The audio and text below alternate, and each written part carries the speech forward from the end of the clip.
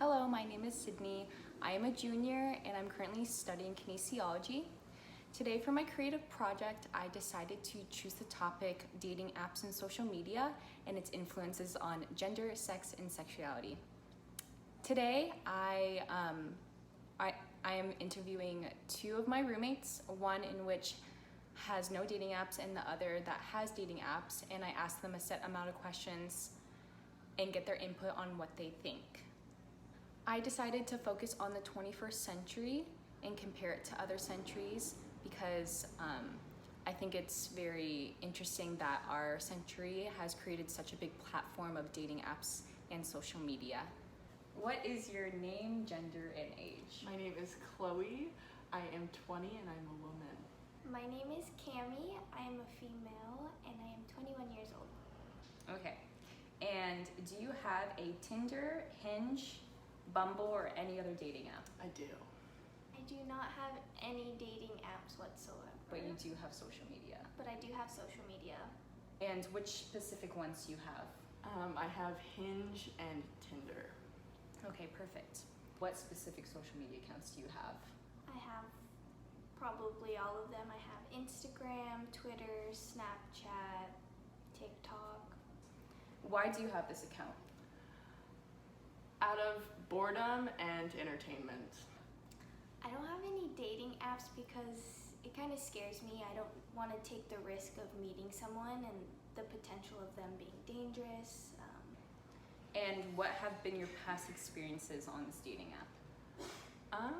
Overall has been pretty good, great safety measures to make sure it's no catfishing and it's all the right people. But it honestly depends on where you are in the world to find those people that interest you the most.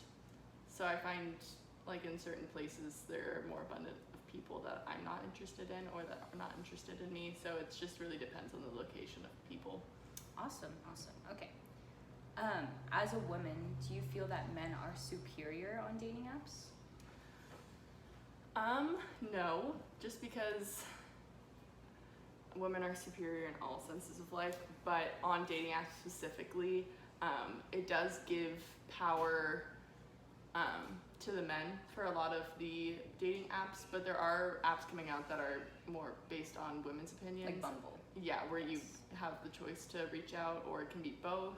But I feel like men do feel like the need to reach out first.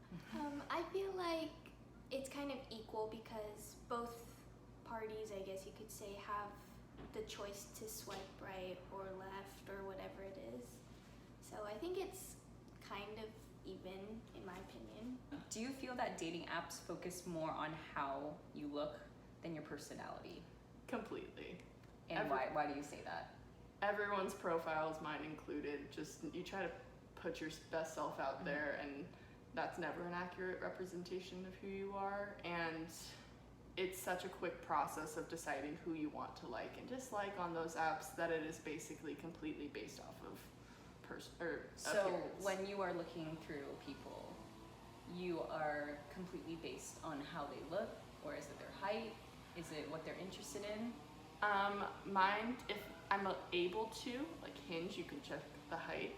Being a tall woman myself, and my preference being taller partners, I tend to check that as well. But on apps that they don't include like as much information about people, usually it's a couple second decision with everyone where you can, off of their just first impression that they make with their photos. I do think that they focus more on looks because the first thing you see is their picture. So of course you're gonna be attracted to someone's picture before their personality. Do you feel that dating apps have changed the way people date? I think dating apps are a lot more common these days, and especially in the past, it was a lot more taboo to meet people and continue dating and have long-term relationships from dating apps. But now that's a lot more normalized and is a lot more common. So I think it's expanded the dating scene throughout the world, and has, especially during the pandemic, has allowed for people to meet safely and without having to go out in public, but still make connections with new people, but still have the like authentic dating possible if they need it. So it's just kind of expanded the dating field. Do you think it's positively expanded it or negatively? I think positively, in a way that it's allowed people to meet in situations where they wouldn't be able to meet them by like fate, I guess. Okay. Yes, I do.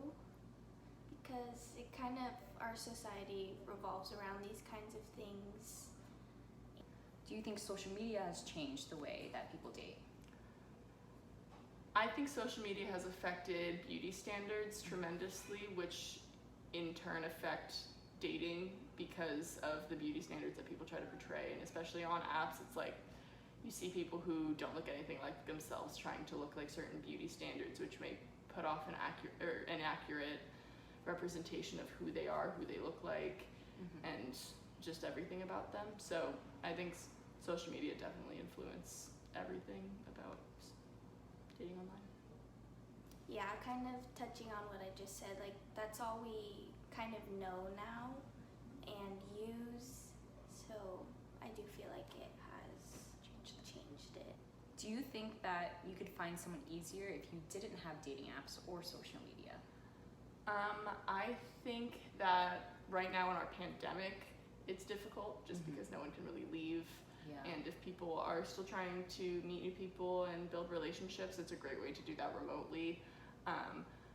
And that's not really an option to go out and meet people right now. But in the real, like, if everything was completely normal, I think it depends on the person. If you're an introvert, extrovert, I don't have a problem going out and meeting new people, but some people do and find comfort, like just using their words and just speaking electronically. So it's really, I think it to each their own. In a way I do, because you pay more attention to the people around you, like say at school or whatever extracurricular activities you're doing. You'd focus more on that than like constantly being on your phone. Agree. Do you think that dating apps have lowered people's standards of dating? I think so, not in a general sense of dating, but at least in the general sense of like the hookup culture that dating apps have. From like just hearing people's stories, if they're on apps for reasons of not long-term dating or short-term dating or whatever it is, if they're just looking for like a short interaction, standards are definitely lowered. And I feel like that's just how dating apps are designed, especially because people are able to represent themselves in ways that aren't them. So if their standards are, you just gotta bring them down because you don't really know what they're gonna look like. I think it raises people's standards because you might expect someone to look a certain way, have a certain body type, and that's just not reasonable because everybody's gonna be different from what you're seeing on social media or dating apps. Well, that's all the questions I have, but thank you so much for giving your input. Have a great day, Chloe. Thank you, Sydney. Thank you so much, Cami. Thank you for your input. I appreciate you.